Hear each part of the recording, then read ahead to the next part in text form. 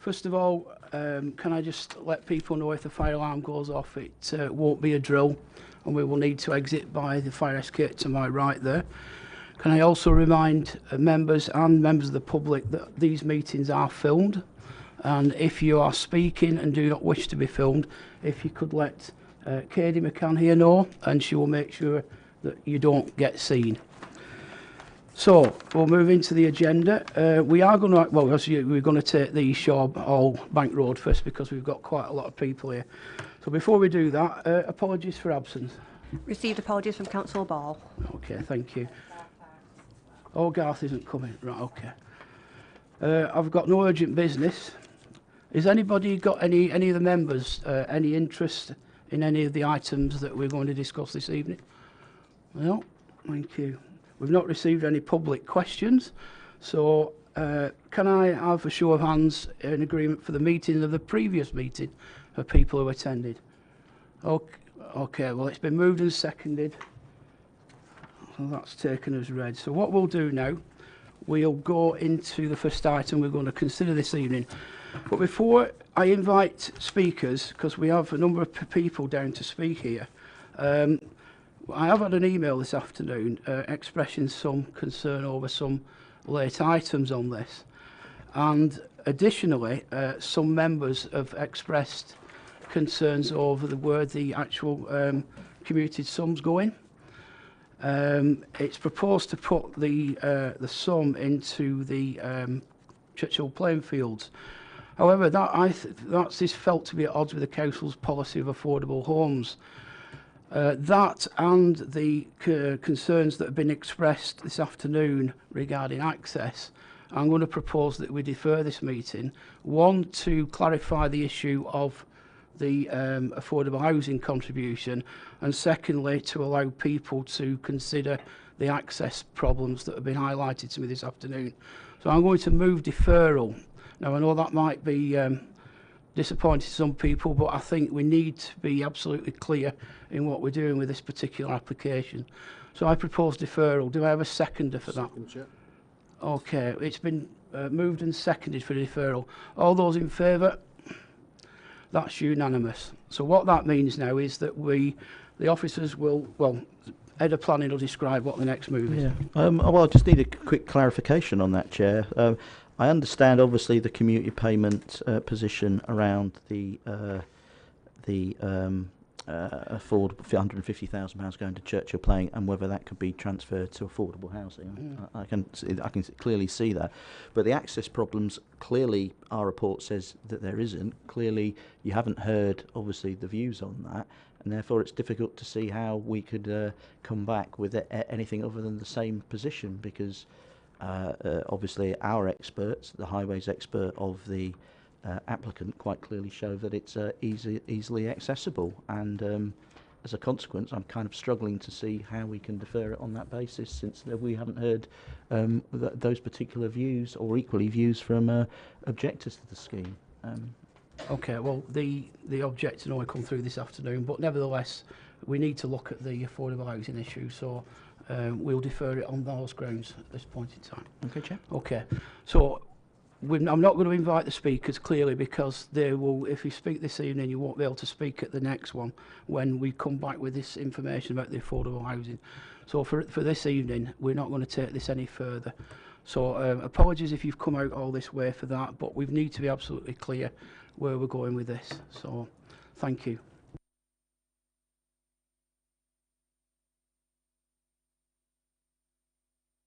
Okay, you could.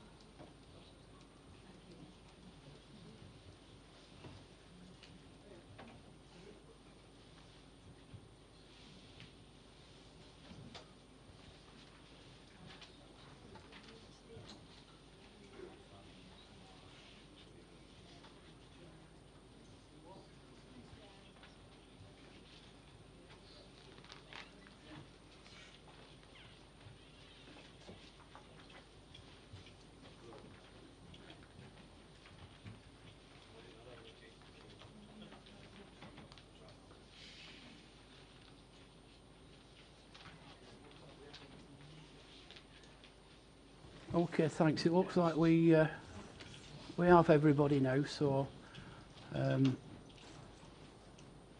if we're aware that we're getting so many numbers, we usually go in the council chamber where there's plenty of room. We just wasn't aware there were so many people coming this evening, so apologies for having to wait. We are going to do item 2 now, but I just need to let people who've just come in the room that if the fire alarm does go off, it won't be a drill, and we need to exit by the fire escape to my right, and to let people know that these meetings are filmed, and if you are a member of the public and wish to speak, although I'm not sure whether there's an object to speaking this evening, no. But if any member of public, for example, the applicant doesn't wish to be filmed, then just let us know and we won't film you. Members of the committee have to be filmed, you've no choice about that. So we'll move into this item. We do have 2 speakers. We have a speaker on behalf of the applicant. We have a ward councillor who's going to speak. But before I invite those to address the committee, can I ask, is it Graham, to give us an introduction and a run through of this application? Thank you, Chair. This is a full application for the erection of 17 houses. It's on a site, presently a grassed vacant site on the south side of Medlock Road, or south east side of Medlock Road, behind the Dog and Partridge Public House, or to the side and rear of the Dog and Partridge Public House. Beyond the site there is the golf course, and the land there is within the green belt. This particular site itself is within the allocated urban area, and as the allocation also as a phase 2 housing site. So there is some principle of housing development already established on the site. So these are the areas of the site. The red edge is the application site itself. The area blue is other land within the applicant's ownership, but is not formally part of this particular application. So as you can see on the location, this is Medlock Road at the top of the site, the access coming in at the side of the existing houses, the existing play area and the areas at the back of the public house are to the north of the site itself. We've got an aerial view of that. So again, this is the area of the site, so it's the kind of darker green colour in an L shape that comes round. Just to the west of the site, you've got the green of the golf course, and you'll note within the report there is reference to fencing, protective fencing along that site boundary. As I say, to the north, the public house with the outside areas of that, and then the park. Access to the park is also already through this particular site, and the new development will still allow for that access. So this is the layout as proposed. There's recognition that site is in the conservation area, and to try to ensure that these areas of open space are not dominated by the development. So the access road comes in and effectively follows those boundaries. So the dwellings themselves are away from that boundary. So there's a mix, there's some semi-detached houses, detached houses, various styles that I'll show you in a minute. Obviously a single access road into and out of the site, and then details of the footpath access that we'll cut through. So these are just the 4 different types of houses, just to give members an indication of the variation and the scale of those properties. So there's a mix there. Some of them are 2-storey, some 3-storey, but generally with the upper floor taken within the roof space of the building. And again, just giving you an idea of the topography of the site. So there's a slight fall away from Medlock Road towards the bottom end of the site.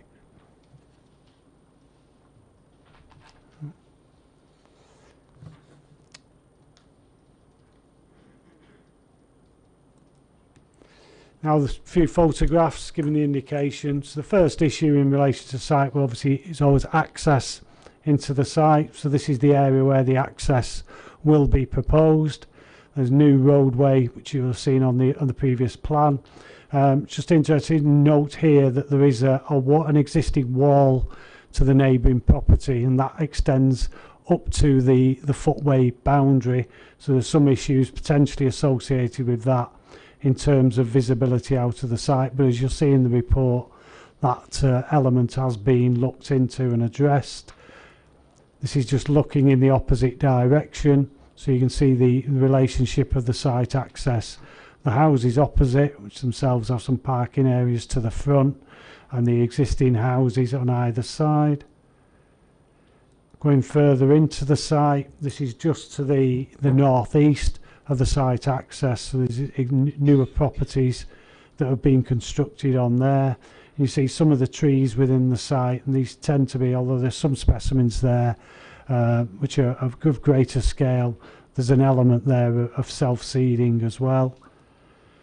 Looking away from the site, so we're now going out back towards the back of the site, and you'll just about notice the although the area tends to be undeveloped at the moment, there is obviously this large pylon which is the corner of the site. This is showing the adjacent public open space cum park area. The site itself is in the background.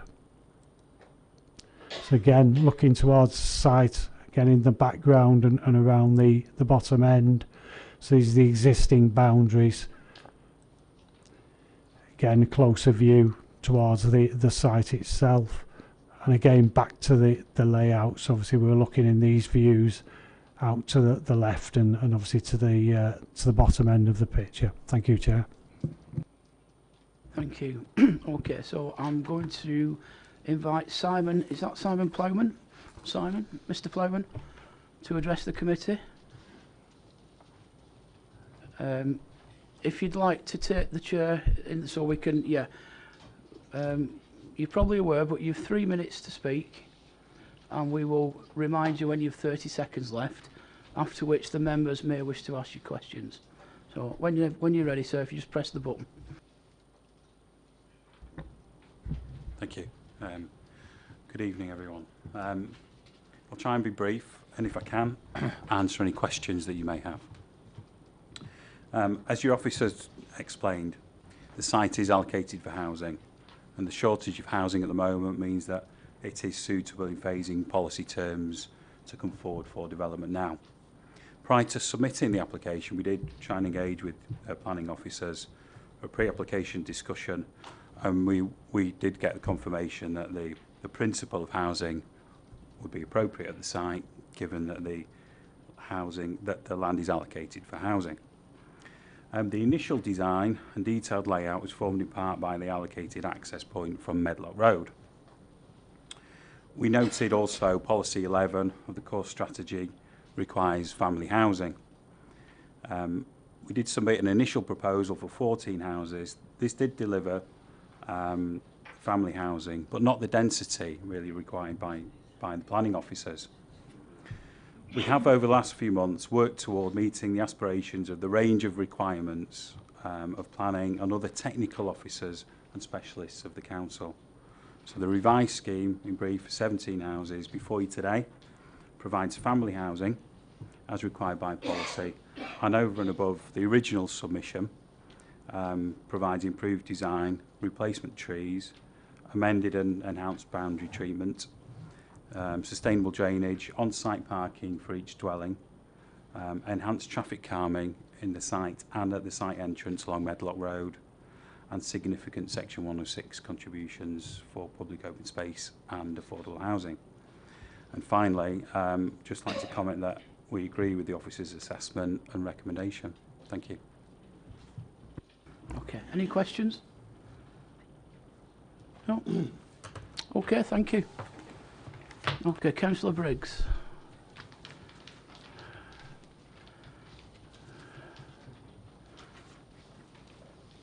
Okay, Councillor Briggs, you'll be aware that the council's policy allows you to speak longer than 3 minutes, but you need to be as concise as you possibly can.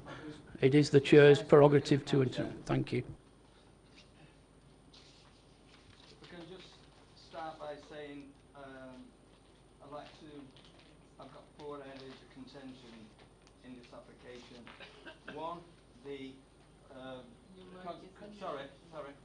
One, the conservation area. 2, just let me get my glasses out. 2, the Great Crested Newt issue. 3, the transport report from the developer. And lastly, and very importantly, although they are important, is the access. Starting with the conservation area at page 21 of this, of the report, of tonight's report. At page 21, the officer's report starts by describing the significance of the conservation area in terms of preserving or enhancing the character and appearance of an area, in the case of Woodhouses, as a 19th century village set in a semi-rural location. A number of reasons are set out which seems to indicate potential substantial, and I stress substantial, loss of amenity through visual impact on the village playground and pub garden, together with loss of views of surrounding countryside and landmarks. Inexplicably, the report then jumps to the conclusion that the proposed development would cause, and again I emphasise, less than substantial harm to the heritage asset. It can only be concluded that the officers have chosen to put forward this conclusion because paragraph 196 of National Planning Policy Framework allows the interpretation, or in my view, misinterpretation, of the word substantial as a reason to effectively ignore the potential constraint of conservation area status on the character of this development. The officer's report does not contain any of the actual wording of the Council's conservation area policy, which states that development within or affecting the setting of a conservation area, including views in or out, must serve to preserve or enhance the character or appearance of the area. Proposals for all new development, including alterations and extensions to building and their reuse, must have a sensitive and appropriate response to context and good attention to detail. This application fails to meet the constraints of this conservation area policy in several respects. The three-storey design and modernistic appearance of the proposed homes will be in stark contrast to the mostly red, brick, Victorian and earlier two-storey village homes adjacent to the site in the conservation area on Medlock Road. Although a justification mention is made of a development of three-storey houses on Medlock Road some years ago, these houses are of a traditional design which is a stark contrast to the modernistic stroke trendy appearance of the proposed development. The overbearing height and density of the houses will, as the officer's report acknowledge, inhibit views across open green beltland in the Medlock Valley and will intrude on the enjoyment of the village park stroke play area and the recreational area at the rear of the Dog and Partridge. I must question, Chair, why the officers chose to quote paragraph 196 of the National Planning Policy Forum in support of this application, whilst being silent on paragraph 60 of the NPPF, which states, planning policies and decisions should not attempt to impose architectural styles or particular tastes, and they should not stifle innovation, originality or initiative through unsubstantiated requirements to conform to certain development forms or style. And I emphasise this, it is however proper to promote or reinforce local distinctiveness. In this case, it is clearly wrong not to apply the concessions contained within this policy statement. Surely the aim of the Council in awarding Woodhouses conservation area status was precisely to substantiate planning requirements and to promote or reinforce local distinctiveness. The design and character of the housing proposed in this application dismally fails to meet the planning aims implicit in it in conservation area status, and on these grounds alone I would urge the committee to reject this application. Moving on to the Great Crested Newt. The report says that the local record centre owes no records for Great Crested Newts for this part of Oldham, and they are assumed to be absent. I don't know whether the planning office can tell me that where the local records are for this. What are the local records? Where is the local record centre? Does anybody know? But moving on, a Great Crested Newt has been found by one of my constituents in his garden, and it's about 300 yards from the development with the pond in it. And I've got some photographs here of that somewhere in here, of that great crested newt. But more in, yes, there they are. It's dead in its garden. 2 photographs. Anybody can look at. Do you want to look at them? But more importantly, for one night only, I've got the actual newt. The resident gave me the newt, so he's making a guest appearance tonight. So anybody who wants to see this newt, you're welcome to see it. If you're squeamish, it's in a box. So where the actual report, it's nonsense compared with something that's happened within the last week.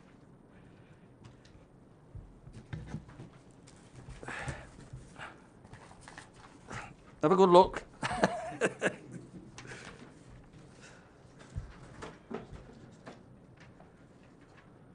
Oh, by the way, my constituent is prepared to swear a sworn affidavit to the validity of his finding this item.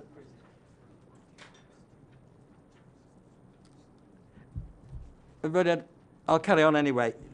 In conclusion, I would ask the committee to reject the application for the reasons I have outlined, and at the very least to offer a decision, to defer the decision at such time as more competent ecology report can be obtained, with particular reference to the existence and extent of the great crested newt population in the area. I will now move on to the buses. If you can just bear with me, I've got the developers' agents report here. Just bear with me. This transport report, page 18, travel by public transport. He says in this, on page 18, that, if we can just get to it, that Ashbury's Road has the closest bus stops to the site, 235 metres, just over the desirable 200 metres sustainable distance, but still within an easy walk. The times shown below, I don't know where that is. That bus isn't the main bus in Woodhouses. That bus that goes to is the local bus that does a circuitous trip from Woodhouses through Middleton to Oldham. That's the 159. The main bus route is the 74 or the 76, and that is absolutely rubbish as well. In fact, it bemuses me because it shows the bus stop in Ashbridge Road in the report, but when you turn the page, it's got the diagram of the 232 metres, sorry. But then the next photograph, it's got Failsworth Road bus stop. How that correlates with that, I will never know. And then it goes on to, because that's the 74 bus stop, the 74, the 76 go nowhere near Ashbridge Road. And also, to back it up, he's put the 74 timetable, and yet he's referring to something that's 232 metres away. In fact, there's times after 7:30 in the morning, there is no bus. The bus goes from Westminster Road, which is from that development is 0.8 to 0.9 mile away, of a mile away from that development. So that is sustainable transport. I will never know all that will do. People would have to walk after 7:30 in the morning to Westminster Road to get a bus. And that can't be acceptable, because all that will do is encourage people to drive. And I don't know how that stacks up with, I think I've got it on page 20 of this, where it says,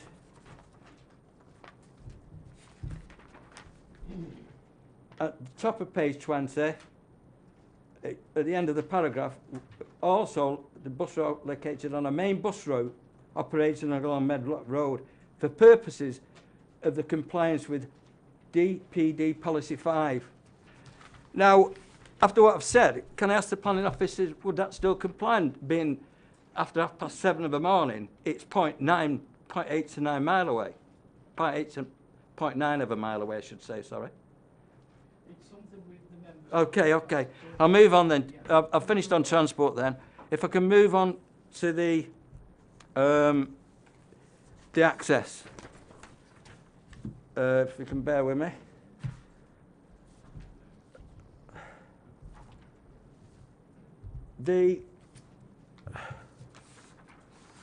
I spoke with our highways department on this, and it says here, and I think I'd address this to the highway officer.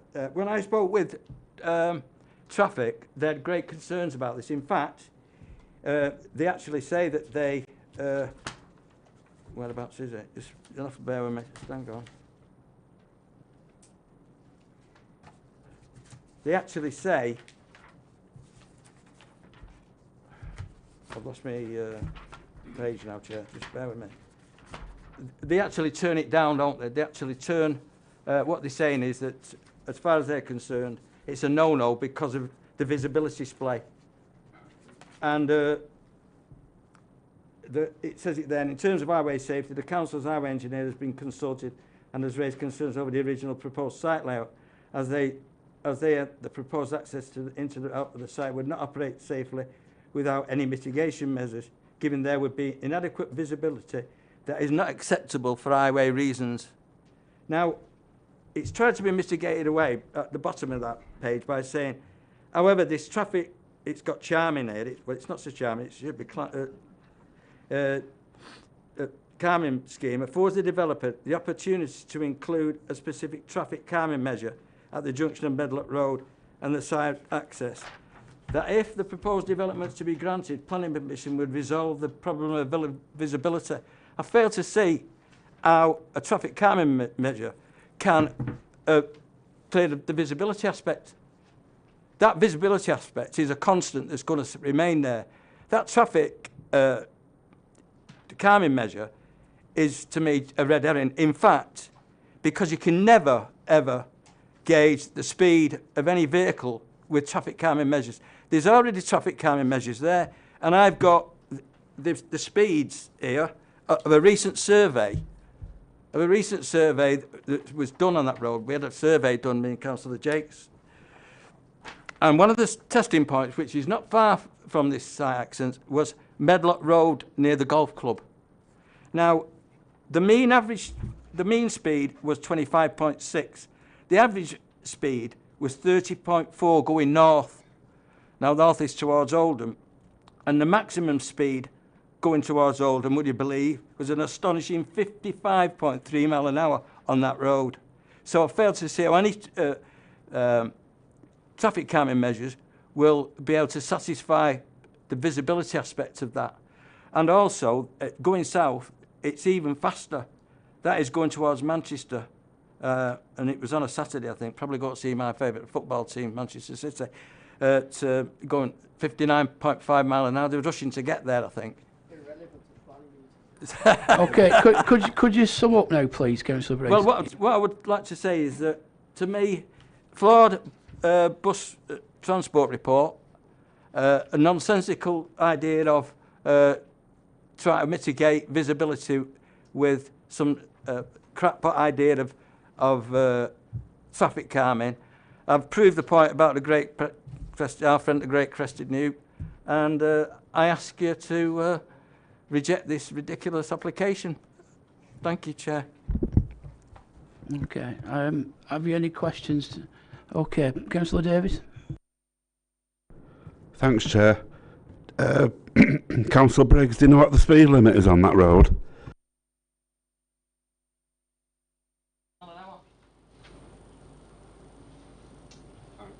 And this car's doing 59. Okay, are there any more questions? Okay, thank you, Councillor Briggs.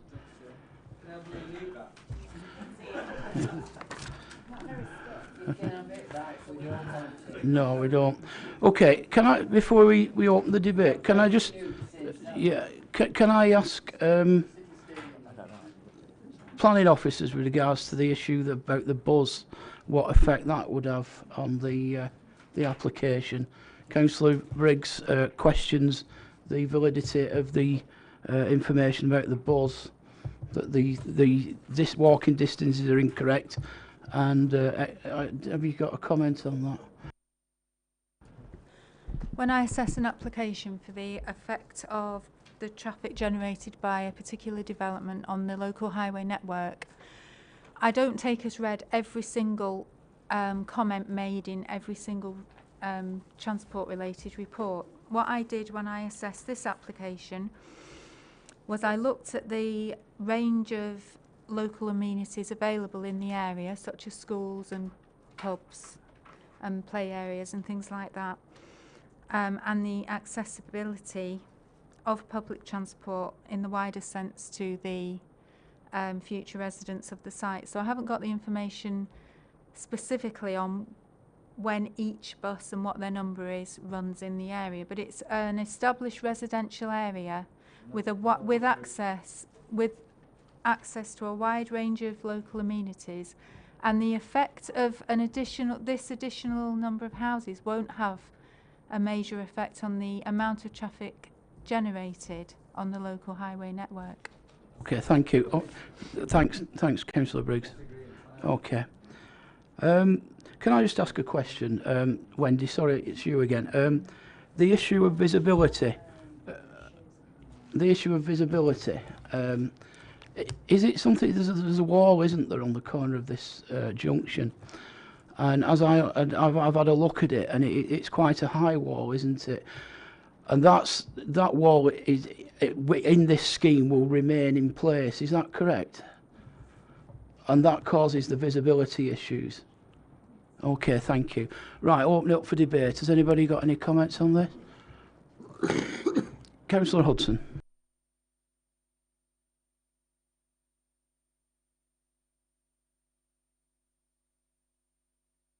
Of site levels, how will this be able to see as they're coming into the site? The highway engineers at Unity Partnership have recently been working with local board members to introduce additional traffic calming measures along Medlock Road, and the introduction of a table specifically at that location, which wasn't part of the wider scheme, was seen as a solution which would slow traffic down, highlight the fact that there was a junction there, and hopefully resolve the visibility issue into an allocated site. So the site was already allocated. So at some point in the distant past, it was assumed that there was access there. We've worked very hard with the applicant and asked them to change quite a lot of the scheme internally and at the access to come up with the best possible solution that we possibly could. If the wall wasn't there, visibility wouldn't be an issue, as much of an issue. We'd still have the traffic calming feature to slow the traffic down on the approach to the junction, because the amount of visibility display you need depends on the speed of the traffic. Okay. Steve, you wanted to make a comment? Yeah. I thought I'd try and answer some of the issues that were raised and just give the members a couple of pointers of where they might want to go on this. On the conservation area, Councillor Briggs was obviously very keen to push the preserve element of conservation areas. I would remind everyone that there is an enhance element to that, and the decision obviously for the members to make around the design of the buildings will be whether it preserves or enhances it. You don't have to keep it in exactly the same way. So that he was slightly misleading you on that, and I just thought I'd put that position on the conservation area. On the design, well, I get what he's saying about potentially the density, and he obviously put a quite strong view on that, but I'll leave that for the members. It's a rather personal thing on that. But you will see when you look around the area, if you've obviously visited, that there are some different types of buildings around there, and I'm struggling to see slightly how it's hugely out of keeping with the density in the area.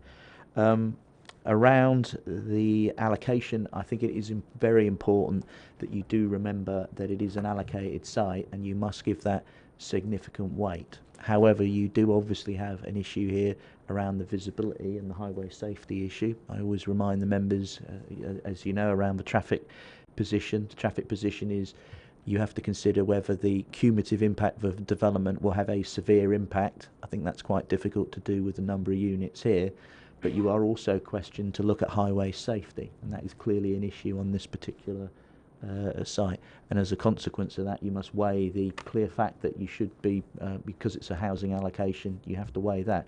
But you have to weigh that particularly against the highway safety issue that's been raised by the speaker, mentioned by Wendy, and obviously that's for you to balance that out. And with that, I'll hand over to Graham, because I know he's got some thoughts, particularly around newts. Not specifically thoughts around newts, but I think just to start with a reference to that particular issue, you'll see within the committee report that obviously whenever there are issues associated with ecology and a particular protected species, we obviously are not qualified to give comment on that, but we then consult with the Greater Manchester Ecology Unit. The unit itself keeps records of protected species, in particular of sightings of such species, and as I say in the report, they had been consulted. They did not have any records on this site or in the immediate vicinity of this site of any protected species. Where there's any water body, there's always some potential for great crested newt. Where I used to work, water voles as well were a common sighting apparently in those instances. In this case, obviously we've not seen the newt in question, but it clearly wasn't on the site itself that was found. So there is still no evidence that the site is used by these species. It's also important to note that in weighing up the impact on the protected species, it's about the actual species themselves, so as a group, as the impact on their viability, both in terms of the breeding grounds and obviously in terms of the habitat itself. So we would weigh it up. So even if one newt had been found on this site, and of course that's not the case, that in itself would not justify a refusal of the application. You'll see within the report that there is a condition that relates to the need before development commence for an expert to go on the site and to check whether newts or any other protected species are actually on the site. So in that regard, there are controls in there to make sure that, and again, legal obligations on the applicant regardless of the planning situation, to ensure those species are not harmed in any way. So whilst I appreciate the comments that are made, there's clearly no evidence to justify a refusal of the application on those grounds. Just to follow with some of the issues that Steve had already mentioned, I mean, he's drawn attention to the fact that the site is an allocated housing site, has been for many years, so there's always been a principle there that this site would be developed for residential purposes. And in that regard, obviously, we'd have to take account of the fact that the site is in the conservation area and that there are various elements of the local environs that would need to be protected as part of the scheme. So again, as I pointed out when we showed the layout through there, we've clearly made sure that any buildings on the site do not dominate the area, and the conservation area appraisal makes reference to the park and that open aspect and at the back of the public house. That's not being infringed on, but in terms of the fact that the site is allocated for housing, there has always been this assumption you get some development on there, and it has to be appreciated therefore that any such development would inevitably have some impact on the views into and out of the conservation area. What we believe is that the design of the layout has tried to take account of that. Keep the properties away from there. There are gaps that are kept around so that you can get some views into and out of the park. In that aspect, it is a matter of judgment, again, as Steve has said to you, to decide whether it meets the statutory obligations of protecting and enhancing the conservation area. It's a matter of opinion, obviously that's for yourselves to judge whether the applicant has been successful with that, but your offices would suggest that the scheme marries that necessary compromise, if you like, between ensuring development on the site and protecting the character of the area itself.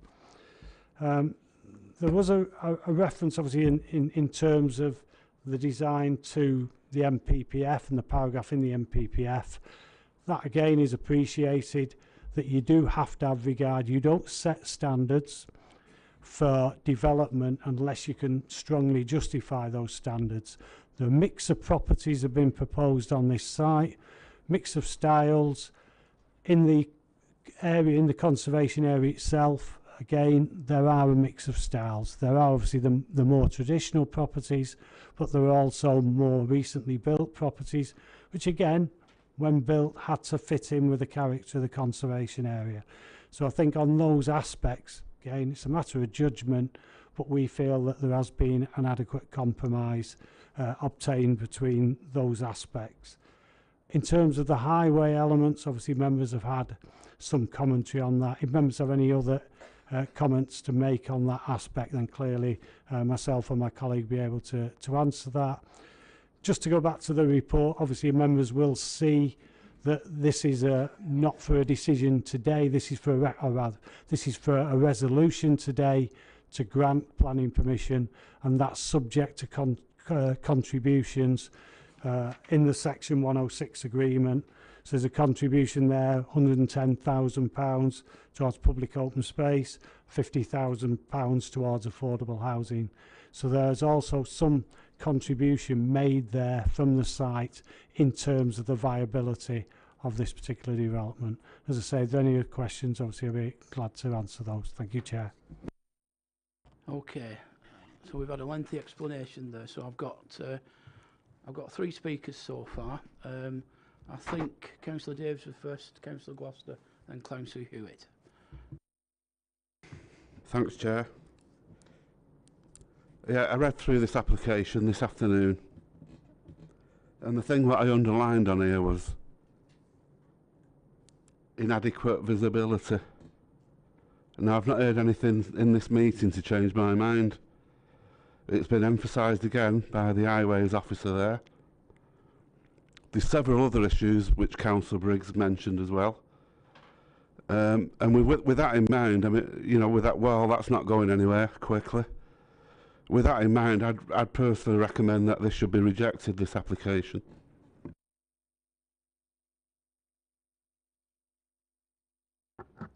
On one of the pictures that you put up, there was a picture of some other development that's taking place in the area. Can we possibly go back to that and have a look at that picture again?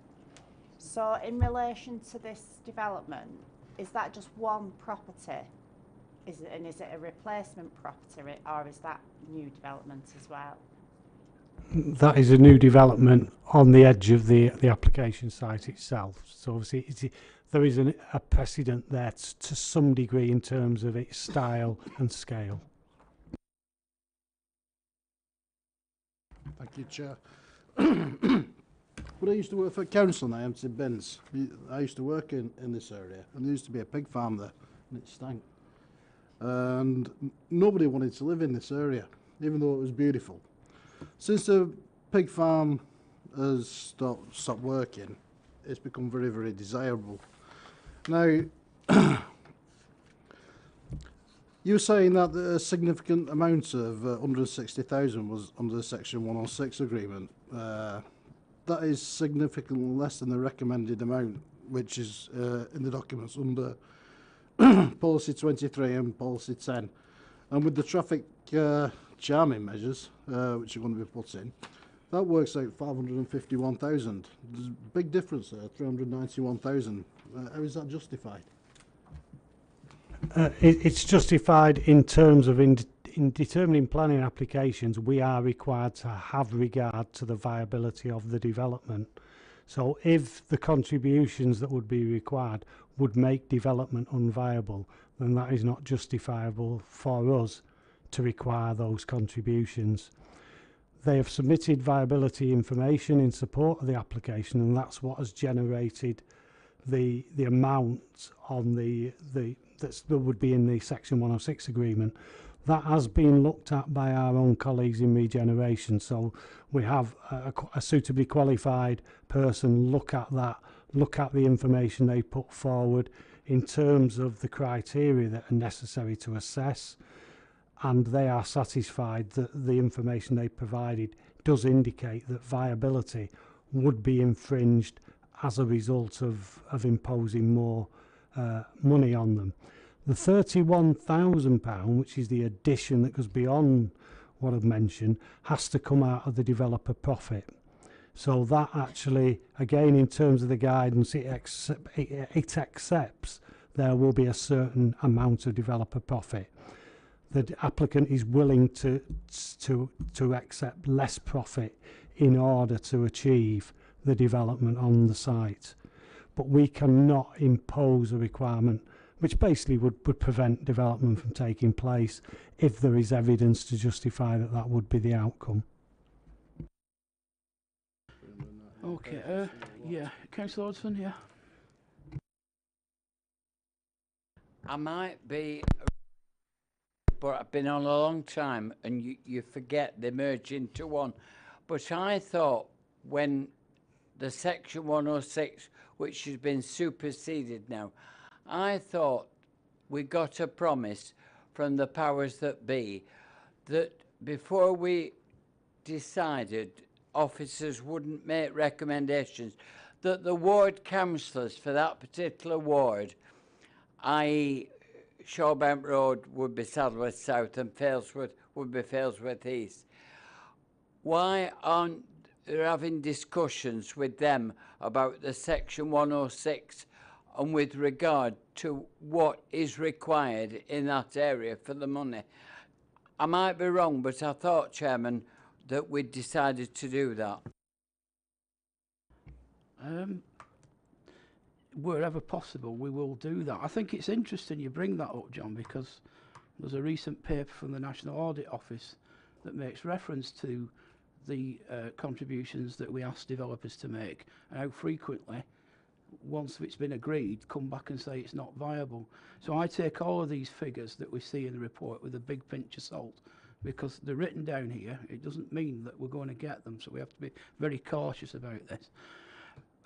We've heard a lot of we've had the officers give us lengthy explanations. We've heard the applicant, we've heard Councillor Briggs, and we've heard from some of the members.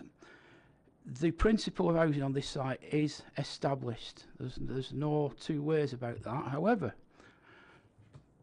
any planning application has to be safe to get on and off the site, and this clearly is not. So it's up to the developer to prove to us, the committee and the council officers, that its access is safe on and off. I tend to agree with some of the comments that Councillor Briggs made earlier, that traffic calming is not going to increase visibility. And indeed, it's a 20-mile-an-hour road, we've already heard, so it's not as if it's a 30 or 40-mile-an-hour road, that. And we've seen and I've actually had a copy of the traffic figures that prove there is an issue with speeding on that road, which isn't uncommon anywhere in the borough, but that's beside the point. So whilst the principle of housing does exist, we can only put that through if you can get on and off site safely. So it's been did you want to have a comment there, Val, before I sum up? Sorry, I wanted to refer to the issue of conservation area, if that's okay now.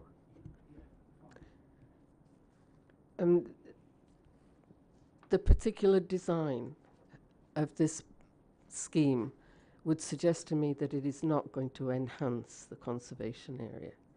We've got a fence that blocks the view from through to the golf course. We've got trees on there and a number of houses.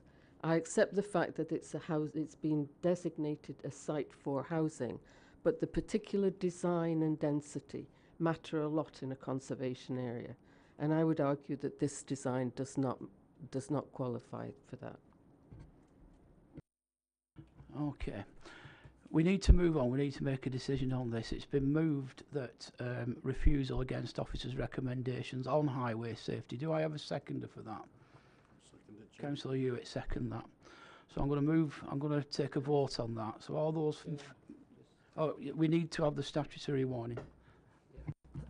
Just to remind members, if you are minded to vote against the, vote in favour of refusal against officer recommendations, you need to do so for valid planning reasons, and in the event of an appeal, you'll be required to provide evidence to substantiate those grounds, because if not, there's a risk that the council could have costs awarded against us for unreasonable behaviour. Okay, and with that in mind, do I have a volunteer who would, if a public inquiry comes up, or indeed any? We'll do that afterwards, okay. So can I have a show of hands for refusal against officers' recommendations? Okay, 4. Against, sorry, yeah, against refusal. Okay, so that's 2. So it is refused. So now, can I have a volunteer who would face the inspector should an appeal be lodged? You'll do it, Councillor Hewitt? Thank you. Okay, well that appeal has been refused. Sorry, that application has been refused. So we'll move on to the next item. So members, people here who have come to listen to this item, if you want to leave, you're quite welcome to sit through the rest of the evening's proceedings, but it might be better if you leave. Katie, is there anybody else outside? No.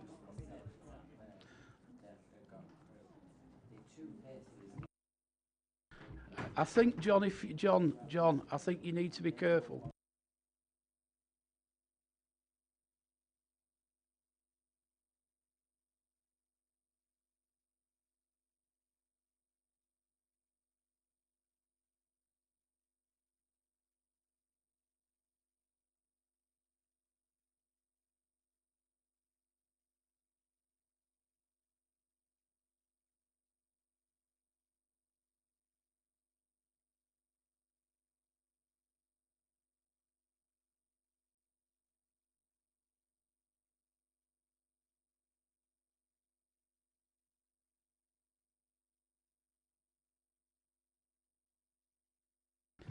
Okay, we shall move on. Breeze Hill. We'll deal with the Breeze Hill application now. Let's have a look. We have 2 speakers. We have an objector and somebody speaking on behalf of the applicant. Before I invite those people to speak, the case officer will just run us through the application.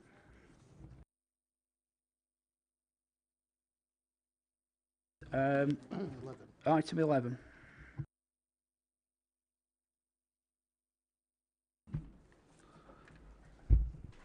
Okay, thank you, Chair. This application relates to the site formerly occupied by Breeze Hill School, which was demolished around 2013.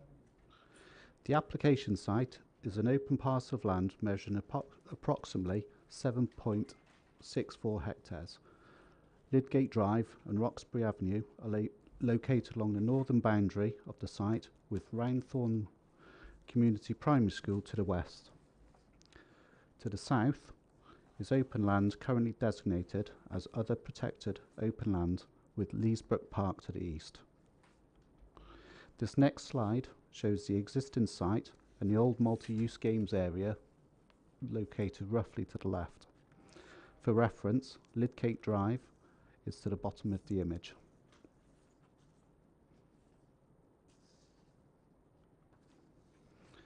The proposal is for the erection of a 2- and 4-storey secondary school with associated access, car parking, sport facilities, landscaping and a substation. The proposed school would provide places for 1,500 pupils aged between 11 to 16. The uptake of places would be staged over a period of 5 years, where pupils would be decanted from the existing school on Middleton Road and joining into the newly formed year groups. The vehicle drop-off area is to the right of the building in blue and uses the existing access onto Breeze Hill Road and Roxbury Avenue Junction. Staff car parking is to the south of the building, which is below the blue building, with a sports pitch beyond. You will note there is a playground, multi-use games area and playing field to the west of the building. The triangle area in the central part of the plan has been kept as open land for the old pole. The following 3 slides show images of the proposed development.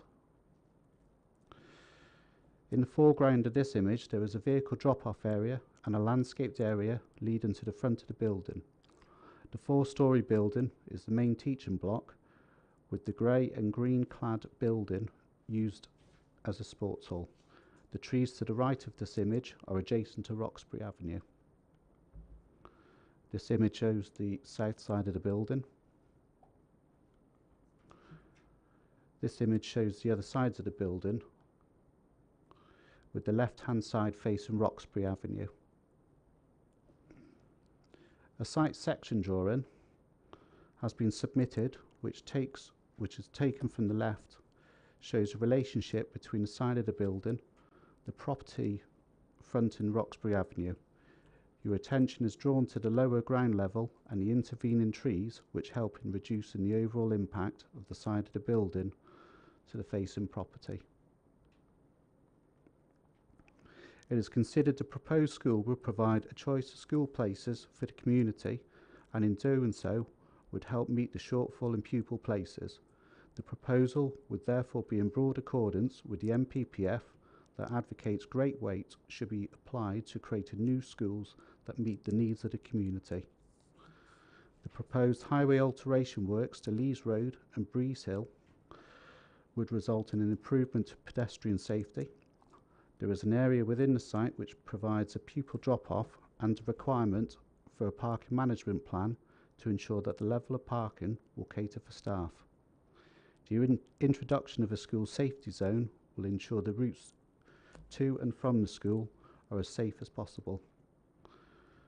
The building has been designed in an appropriate manner which will not severely harm the level of ecology on the site excuse me, while respecting the old pole which occupies the southern area of the site. It is therefore recommended that planning permission is granted for the proposed school. Thank you, Chair. Okay, thank you. I'll invite the speakers. First of all, we have Patricia Slinger. Okay, Patricia, would you like to come to the table at the front? Don't worry. Oh, don't worry, it's fine. I'll just remind you again, Patricia, that you've 3 minutes to address the committee, and then we'll interrupt you when you've 30 seconds left, and then the members might want to ask you questions. So as soon as you're ready. Right, thank you very much. Please bear with me because I'm not used to doing this. I'm here to object against the building of Oasis Academy on the Breeze Hill side. This is because of the proposed access roads. People will say that there was a school there before with the same access roads. Yes, but then there were 800 pupils. The new school will have about 1,500. When Breeze Hill was open, houses on Roxbury Avenue often had cars blocking and sometimes parking on their drives. It didn't matter what anybody said to the drivers, this was happening every day. At the school end of both Breeze Hill Road and Gibraltar Street, there was congestion every day. I have lived in the area for a number of years. I know that the number of parked vehicles on these roads has increased dramatically. Most of the time, Breeze Hill Road has cars parked on both sides. When driving along between these, quite often you have to either reverse or, if lucky, find somewhere to pull in. Imagine the chaos that the traffic is going to cause when the school is built. Gibraltar Street also has parked cars outside most houses. Can you picture what it's going to be like? It's been said that there's going to be traffic lights at the junction of Lees Road and Breeze Hill Road. This will mean that cars will be backed up for quite a distance along Breeze Hill Road. And imagine what it is going to be like on Lees Road, already a very busy main road. If coming from the Lees direction, there is a very awkward bend, and there is problems when there's traffic coming down Breeze Hill Road towards that bend. Behind the school site, there is a large field.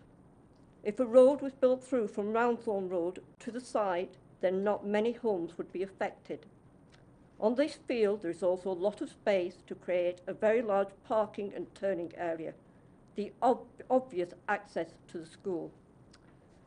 It will be too late to do anything after the event, and if the planning committee does not change the proposed access, a lot of people will be saying, "We told you so." I drive along Breeze Hill Road to the school site virtually every day at about 7:30 a.m. and return at about 8:30 a.m. At those times, there are cars parked all down Roxbury Avenue, the same on Gibraltar Street and along both sides of Breeze Hill Road. Have the people from the planning department been to look at the access at peak time? I suggest you join me one morning and then maybe you'll be able to picture the congestion that there is likely to be. Local residents have also asked me to point out to the planning committee that a lot of the people in that area have heard nothing about this school and what is happening. Surely all the residents who are in that area who are likely to use Breeze Hill and Gibraltar Street, they should be let know about what's going on. Thank you very much. Okay, thank you very much indeed. Are there any questions? No? Okay, thank you very much indeed. Thank you. Could I ask Hannah Hargreaves? Again, you've 3 minutes. We'll interrupt you when you've 30 seconds left. Thank you.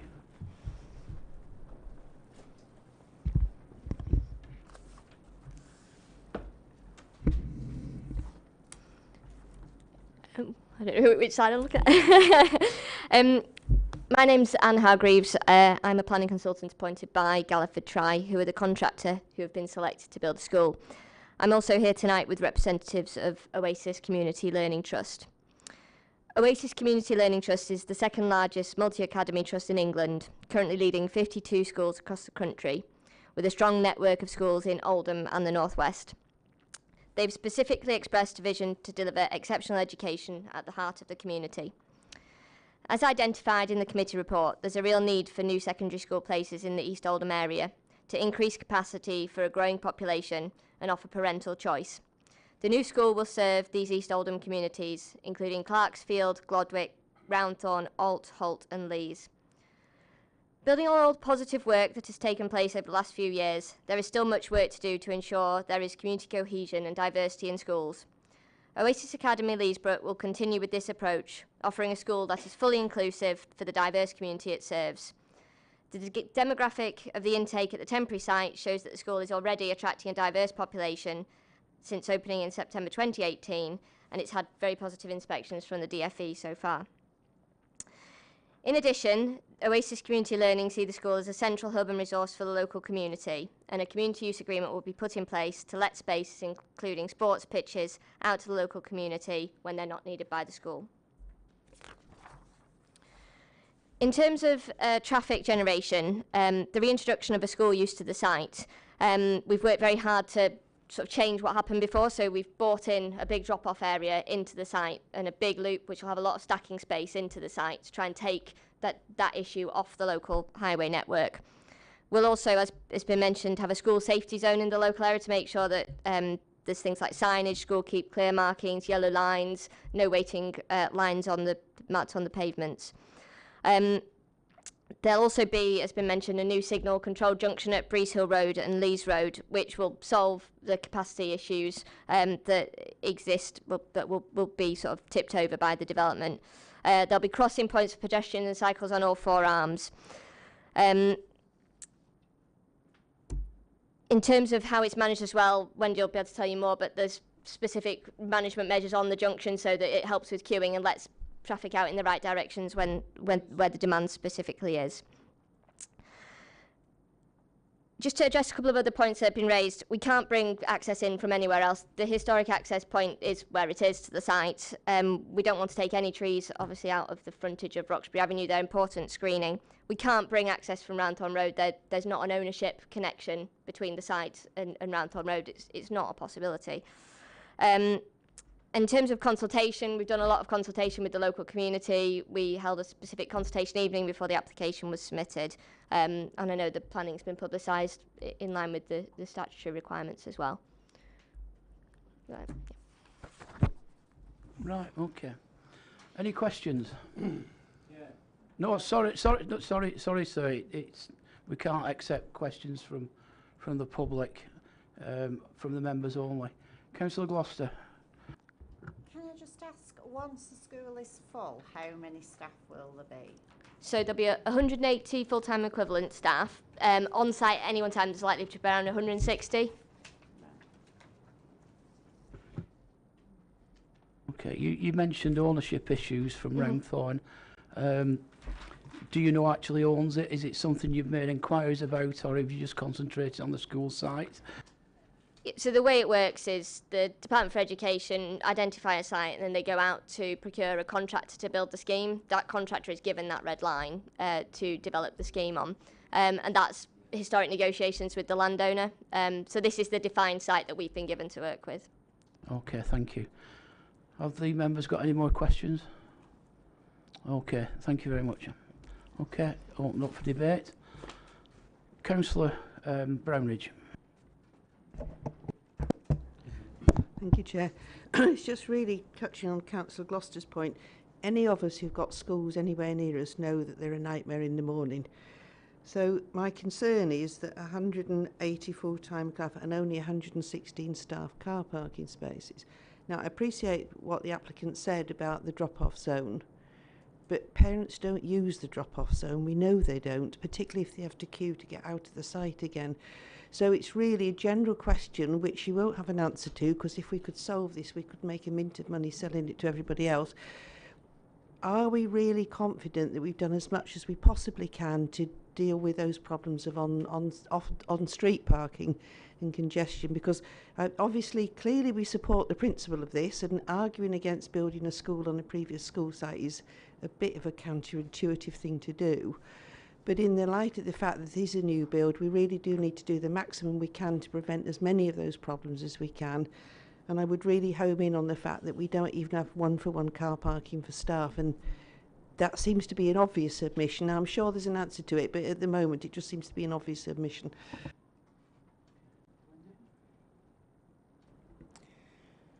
We've worked really hard with the applicant to make the absolute most out of the area that we have within this site. So the car parking spaces, I'll read from the report. 116 car parking spaces for staff and visitors and 163 staff members. But if you look at the layout of the car park, it allows for stacking within the car park. So if the members of staff are there for most of the day, which most of them will be, they'll stack the cars. It's not like a supermarket car park where all users need access all of the time. And when I did point this out to the applicant, they were happy that and I was satisfied that would happen when the school's operational. The parking management plan will help during out-of-hours events. So we as a highway authority don't want additional parking in the surrounding area. So there'll be an additional 50 spaces there, and the car parking management plan will outline measures that the school will take to ensure that they don't leave parents wondering where to park, and that they do make the space within the school site accessible for them during out-of-school and community events. Stacking system, what's the total capacity that you can get on the site then? I'd have to sit and work that one out. I hadn't prepared that answer. I haven't been asked that one before. And also, if there are any additional visitors during the day, they'll use the drop-off area to park for short periods of time, and that is a very generous drop-off area. And we had to balance between a generous drop-off area that is easy for parents to use, and we've rejigged that a few times during the process, and discouraging parents from driving to the site in the first place. And the introduction of the signalised junction will help with that, because we've got pedestrian crossing facilities on each arm of that, and we're widening the footway along Breeze Hill Road so that the absolute minimum is 2 metres. So there is a safe route for children to walk to school, and there'll be a perception of a safer route by parents because their children can use the crossing facilities and they've got a safe footway to walk along. Okay, yeah, it is. It's every school we've got. This is the same issue, and without that drop-off zone, it would be extremely difficult. The drop-off zones do work, particularly in the morning, so it's good to see that it's there. It's the afternoons that become a problem when the parents are actually waiting to pick the children up. I said if we had a way around that, that would be great. But if we thought that we wanted to turn this down on those grounds, we wouldn't have a leg to stand on. Any more comments? Councillor Hudson. I've often been a believer that teachers, like pupils, should walk a bit more because that they'd live a bit longer. They've got to be fit, but that isn't where we live, in the world which we live. They'd park in the front room if they could. And at all schools, whatever we do, all schools will want to pick the children up from the front door and take them in the front room if they could, in the car. So I just want us to make sure that we've allocated as many parking spaces as we've got room for, because if we've got room for some more, we should put them in and make sure that we stop any problems for the residents, because every school in the land, wherever you go, is undergoing problems with schools dropping off and picking up times because of people's inability to let children walk places. I think, unfortunately, we'll all lose in May if we do that. We've got to make sure we've got the right number of spaces, and if there's any more land which we could have spaces, then I think it's up to us to tell the developers when they build these new schools, we want more spaces. But if the maximum's been allowed, I accept that. Okay, well, it is in the last few years, John, where we've put pressure on. We've actually got these drop-off zones. Previously, we didn't even have those, and they do make a hell of a difference. I believe, absolutely right it was. There's also provision for overspill parking. Is that right, Wendy? Can you just explain that? So the use of the overflow parking will be 50 additional spaces. So if the school had a real problem with not having enough in the main car park, that would be their responsibility to make those extra spaces available. Where are those spaces on that map then? Can you see it? Is it the mugger? It's not very good. You've got the playground at the back of the school. Yeah. Is it the mugger?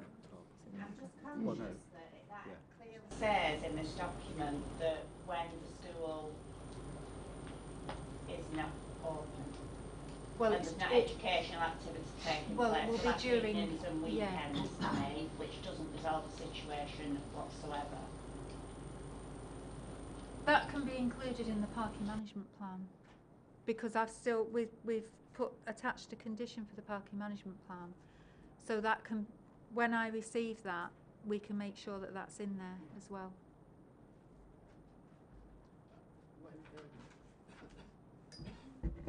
I think that's important that we do that, because the school and the teachers will not want to park on the surrounding streets. I know that they will not want to do that. The school will not want any disruptions in the morning with teachers being late, because let's face it, teachers come from all over now. They're not just living in the areas, so if they could walk, it might take them 3 weeks to get here. That's absolutely right. I think we need to send a message to the applicant that this is a real concern for the residents. We know we're not going to solve it this evening. We know we're not going to solve it. There are hundreds of schools where if we could solve the parking problems, we would do, but we can't, because people are people and people like using cars. We always refer to they will drop off outside, but we do it as well. We're all guilty of this in one way or another. It's modern life. So I think, Wendy, we need to take away this traffic management plan with the applicant, and I'm sure they'll work with us to make sure that we absolutely minimise any effects on the residents. Other than that, we don't have anywhere else to go with this. That's it. The Department of Education have allocated that land. There is no more land. We cannot get any more land. That's all we can work with. So unless anybody's got anything else, I'm going to move to a vote. Are there anything wants to bring up? No? I'm sorry, sir. It's not that sort of public meeting. Okay, it has been recommended for approval. Can I have a show of hands for approval, please? And there's nobody against, so that is unanimous. So I think the applicant has got the message that we really need to work really hard with the residents to make sure impact is at an absolute minimum. Thank you. Okay, we'll move on to the next item now. And have we got one with speakers left? Yes, we have. Friesland.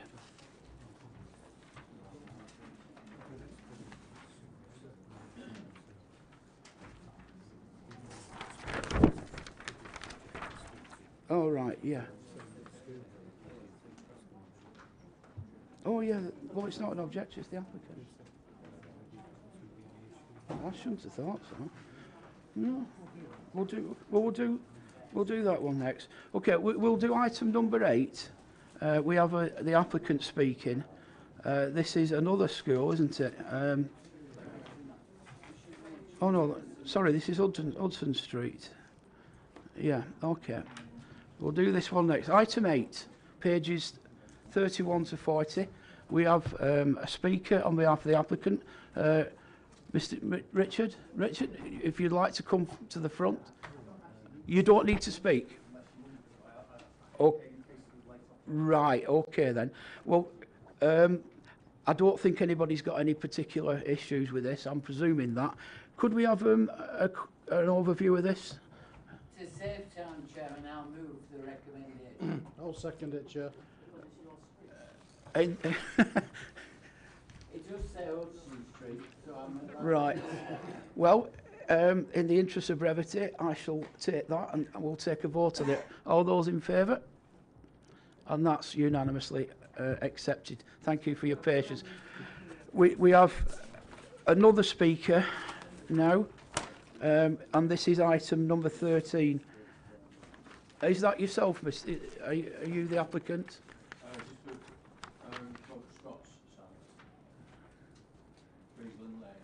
Yes, yeah. It's the same. Okay. This is a school for children with autism. Can we have a brief introduction on this one, Graham?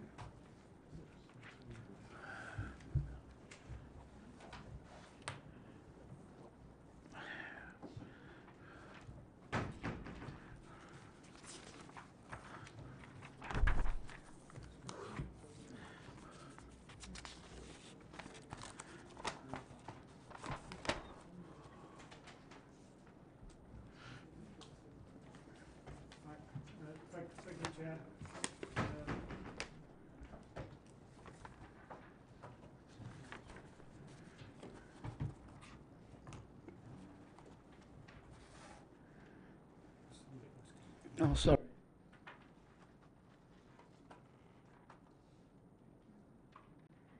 Right, thank you, Chair. As you can see, this is an application. It's part of historically part of a former farm. There's some stable buildings on site, some of which had previously been demolished, but a few buildings left on site. So this is the site. It's on Friesland Lane, which obviously running there on the western side of the site. Just to the east of the site, there are a couple of listed buildings there, or a block of listed buildings, which are also screened from the site. There's a new housing development on the opposite side of Friesland Lane. So this is showing it. The building in the middle of the site is the actual building itself. So this is the application site area and the access coming in through the site. The listed buildings over to this side of the site. And there's a new housing development just opposite the access itself.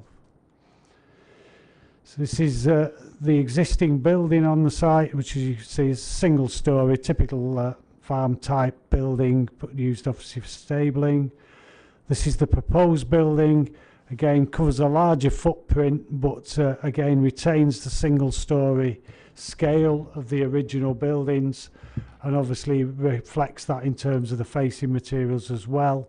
Although it's bigger than the building that's currently there, there were other larger buildings on the site previously, so there's been some historic presence of larger structures. This is just giving you some more of the detail. Car parking is provided to the front of the building with the separate access from Friesland Lane. This is the access point itself, so obviously there's plenty of improvement work needs to be done to that, but that's considered adequate for the scale of school itself. This is just looking, again, it shows the previous buildings on the site. There are a number of viewpoints that are available from a distance. This is one of them. But again, the view that you will get is something similar to the agricultural style of and height of buildings that were previously there. So this is the site itself. As you see in the application, it's a specific school for children with autism. It's meeting a need in the area. And again, the details are in the report. Unless members want to ask some questions, obviously I'll be free to answer those. Thank you, Chair.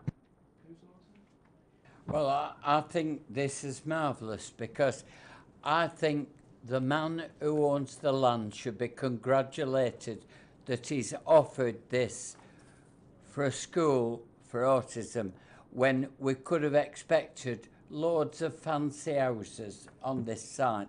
And I think it's great for the Metropolitan Borough of Oldham that we get applications like this, which are very necessary and very needed. And I'm pleased to represent this area, and I'll be pleased to have this school built on this site, Chairman. So I move the recommendation. Well, it gives me pleasure to second that, because what a beautiful place this is going to be. Okay. Barbara? Yeah, just a question. How many pupils will it have? What sort of scale are we talking about? I couldn't. At the moment, we've got 9. I think we've actually got to 12. We've got the facility of 16 classes. It could probably hold about 15 pupils. Probably the limit that they'll want to go to. Very much. Okay. Well, it's been moved and seconded for approval. Can I have a show of hands? That's unanimous. Thank you. Okay, we've no more speakers, so we'll just deal with the ones that are remaining. The first one is item number 6, outline planning for 3 detached houses. I'm going to move that. Second, can I have a show of hands in favour of approval? Yeah, thank you. Number 10, which is full permission for the new health centre in Royton. Again, unless anyone wants to debate it, I'm going to move that one. I'll second it. Okay, it's been moved and seconded. All those in favour? Milan, yeah, it's unanimous. And I think we've got one more left, number 12. Anybody got anything they want to... Peter? Sorry? Oh, sorry. Thanks, Chair. Yeah, I'll move that one if anybody wants to second it. I'll second it. Councillor Wilson second that. So all those in favour? Thank you. That's the business of this evening. But can you please note the appeals? We've out of 10 there. We've won 3. So I mean, oh sorry. Oh, no, I thought there were 10. We've won 7. Sorry, we've won 7 out of 10. I think we lost 3 out of 10. 2 were very disappointing, but 1 very satisfying. Well, oh yeah, sorry. Oh, yeah. One of the, I mean, I don't know what, I was particularly disappointed that we lost the Asda petrol station. Others may not be, but I personally was disappointed that we lost that. And the HMO in the conservation area, we lost the appeal on that. So that was disappointing as well. But it's not a bad record, so despite what the planning officers might think of us, I think we all together do a good job, and I'm very proud to be on this committee, I have to say. Barbara, did you want to say something?